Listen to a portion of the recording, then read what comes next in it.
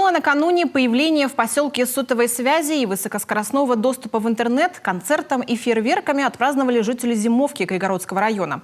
Долгожданный день для сельчан стал возможен благодаря федеральной программе по устранению цифрового неравенства. Проект обеспечивает современной мобильной связью деревни и поселки с населением от 100 до 500 человек. Александра Головина о празднике, который так долго ждали. Пожалуйста, и...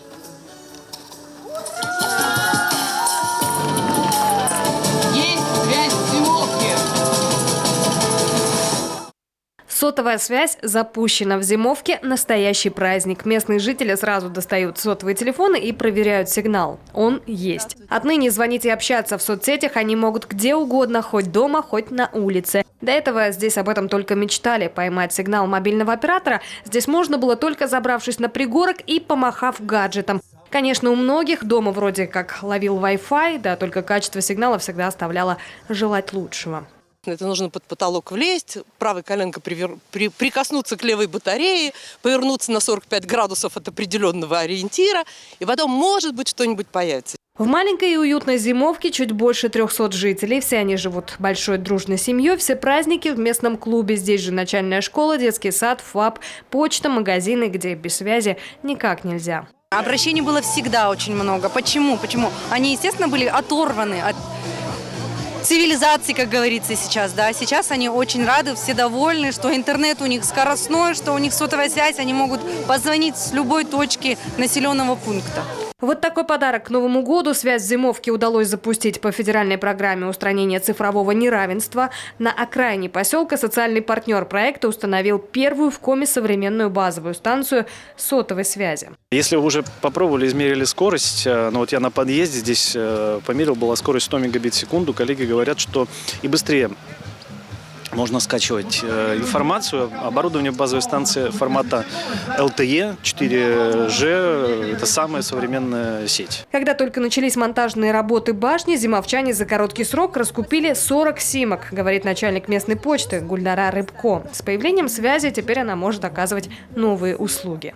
Ну вот, например, можно их сагитировать, чтобы получить, например, простую электронную подпись, да, чтобы не заполнялись извещения, а тут уже все это сделано, зафиксировано, и все, только пользуйся. А чтобы у зимовчан не было сомнений в качестве связи, во время праздника по Вайберу решили связаться с главным волшебником Нового года. Школьники Максим и Диана смогли пообщаться с Дедом Морозом. Совсем забыл поздравить вас с первым днем зимы, друзья мои, с праздником, мои хорошие! Кроме Зимовки, связь в первый день зимы появилась еще в 6 деревнях и поселках 3 районов республики. На 2022 год планы грандиознее. Связь и интернет придут в 46 населенных пунктов. Как раз сейчас над этим идет работа. Мы должны выбрать самые удаленные точки, именно я имею в виду, удаленные от связи, и коллективно принять решение правительством, предложить и озвучить это нашим партнерам Ростелекому, которые в свою очередь установят. У нас общее количество малонаселенных пунктов от 100 до 500, да, где-то порядка 140. Программа устранения цифрового неравенства, она рассчитана до 2030 года. Федеральная программа. Но, как сказал Игорь Борисович, как раз у нас в планах сократить этот срок, и мы полагаем, что в течение ближайших 3-5 лет мы все-таки эту потребность сможем закрыть. Тем более поручение главы уже есть именно изыскать в республиканском бюджете также необходимые средства на эти цели.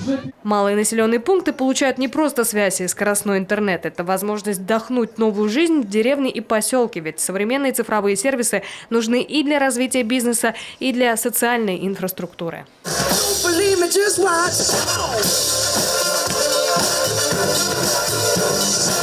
Александра Головина, Елена Кононова, Вячеслав Беспалов, телеканал Юрган, Кайгородский район.